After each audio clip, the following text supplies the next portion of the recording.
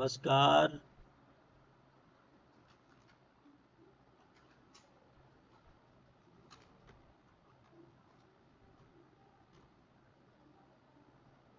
नमस्कार। हम लोगों ने ये स्वार्थानुमान पढ़ लिया था। अब परार्थानुमान पर चर्चा करते हैं। यत्तु कश्चित् स्वयं धूमादग्निमनुमाय परं बोधयितुं पंचावयवमनुमानवाक्यं प्रयुङ्क्ते तत्परार्थानुमानम्। कहते हैं कि जब कोई व्यक्ति स्वयं धूम से अग्नि का अनुमान करके दूसरे को उसका बोध कराने के लिए 5 अवयव वाले अनुमान वाक्य का प्रयोग करता है, वह परार्थानुमान है। परार्थानुमान के 5 अवयव हैं: प्रतिज्ञा, हेतु, उदाहरण, उपनय और निगमन। इनको पांचों को समझते हैं, पढ़ते हैं। प्रतिज्ञा क्या है? पर्वतो अग्निमान। पर्वत में क्या है? पर्वत कैसा है? अग्निमान है, अग्नि से युक्त है, ये प्रतिज्ञा है। हेतु क्या है? धूमवत्वा, धूम होने से। तृतीयांतम पंचम्यंतम वा लिंग प्रतिपादकम वचनम हेतु। ये हेतु का लक्षण कर दिए। लिंग को हेतु बताने वाला तृतीयांत अथवा पंचम्यंत वाक्य हेतु होता है। धूमवत्वात्, ये धूमवत्वात् क्या है? पंचम्यंत है। इसलिए जो पंचम्यंत वाक्य है वो क्या हो गया? हेतु हो गया। हेतु 3 प्रकार का है: अन्वय व्यतिरेकी, केवलान्वयी और केवल व्यतिरेकी। अन्वय और व्यतिरेक व्याप्ति से युक्त हेतु अन्वय व्यतिरेकी है। सचान्वय व्यतिरेकी अन्वयेन व्यतिरेकेण च व्याप्तिमत्वात्। जहाँ जहाँ धूमवत्व होता है वहाँ वहाँ अग्निमत्व होता है। जैसे महानस में यह अन्वय व्याप्ति है। यत्र यत्र धूमवत्वम तत्राग्निमत्वम यथा महानसे इत्यन्वय व्याप्ति ही। जहाँ अग्नि नहीं होती वहाँ धुआं भी नहीं होता, जैसे जलाशय में। यह व्यतिरेक व्याप्ति है। यत्राग्निर्नास्ति तत्र धूमोऽपि नास्ति यथा महाहृदे। स्पष्ट हो गया। यही बात है, जहाँ अग्नि नहीं होती वहाँ धुआं भी नहीं होता, जैसे जलाशय में यह व्यतिरेक व्याप्ति है। केवल व्यतिरेक व्याप्ति से युक्त हेतु केवल व्यतिरेकी कहलाता है। यथा जैसे या जीवत शरीरम सात्मकम प्राणादिमत्वात्। जीवित शरीर सात्मक है क्योंकि वह प्राण से युक्त है।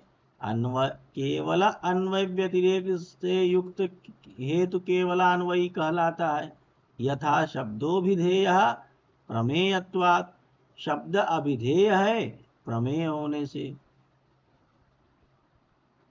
हेतु को यहाँ और स्पष्ट किया गया है कि हेतु 3 प्रकार का है: अन्वय व्यतिरेकी, केवलान्वयी और केवल व्यतिरेकी। उदाहरण, तीसरे नंबर पे उदाहरण हम लोग को पढ़ना था। ये क्या है? यो यो धूमवान सूग्निमान यथा महानसः। उपनय क्या है? तथा चायम। निगमन क्या है? तस्मात् तथा। ये आप लोगों ने पढ़ लिया है पहले, इसलिए सरल ही है आप लोगों के लिए, कोई कठिनाई नहीं है। जिनको कठिन लगता है वो अलग से हमसे संपर्क करें, उनको अलग से बता देंगे। बाकी सरल चीज़ें, घबराने की जरूरत नहीं है। उपमान प्रमाण, अब जिनको नहीं समझ में आ रहा है इसका मतलब उन्होंने मेहनत नहीं की, इसलिए पुनः हमसे संपर्क करें, मेहनत करें और तैयार करा देंगे। चलिए उपमान प्रमाण को देख लेते हैं। अतिदेश वाक्यार्थ स्मरण सहकृतम गो सादृश्य विशिष्ट पिंड ज्ञानम उपमानम। अतिदेश वाक्य, जैसे जैसी गाय वैसी नील गाय के अर्थ का स्मरण करने के साथ गौ की समानता से युक्त पिंड अर्थात आकृति का ज्ञान ही उपमान प्रमाण है। कि हमने गाय को देखा है और उसी तरह जो नील गाय है वो नील गाय का भी स्मरण हो जाता है, अर्थात जैसी गाय है उसी की समानता से युक्त पिंड, अर्थात उसकी जो आकृति है नील गाय का ज्ञान ही उपमान प्रमाण हो जाता है। जैसे यथा गौस तथा गवया, जैसी गाय होती वैसे ही नील गाय होती है, इसको उपमान प्रमाण कहते हैं। उपमिति संज्ञा संज्ञ संबंध प्रतीति उपमिति, अर्थात संज्ञा और संज्ञ के संबंध में संज्ञा और संज्ञ के संबंध की प्रतीति उपमिति है। शब्द प्रमाण आप्त वाक्यम, शब्द आप्त का वाक्य शब्द प्रमाण है। आप्त यथाभूत का अर्थ ही उपदेश करने वाला पुरुष आप्त कहलाता है।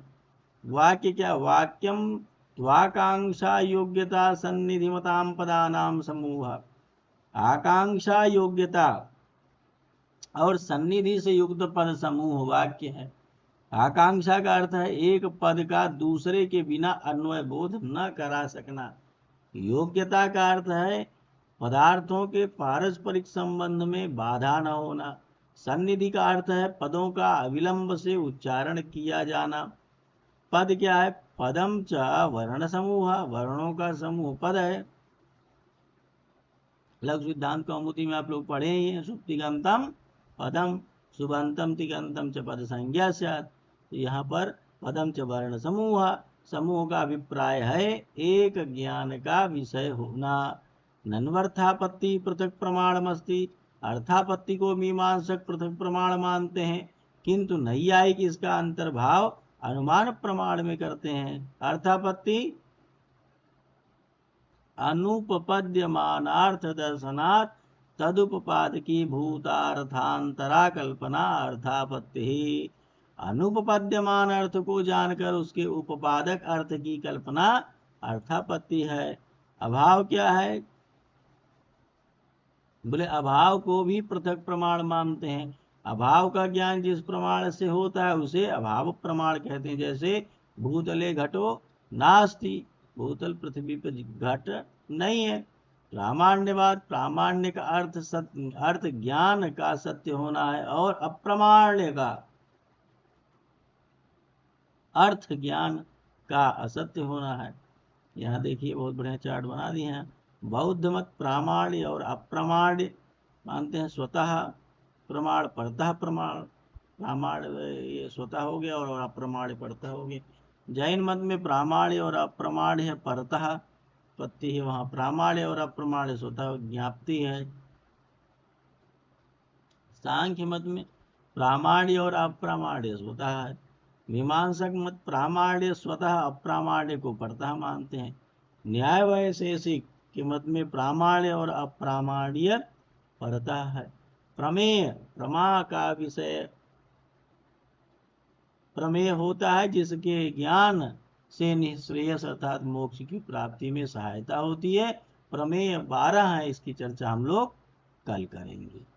नमस्कार।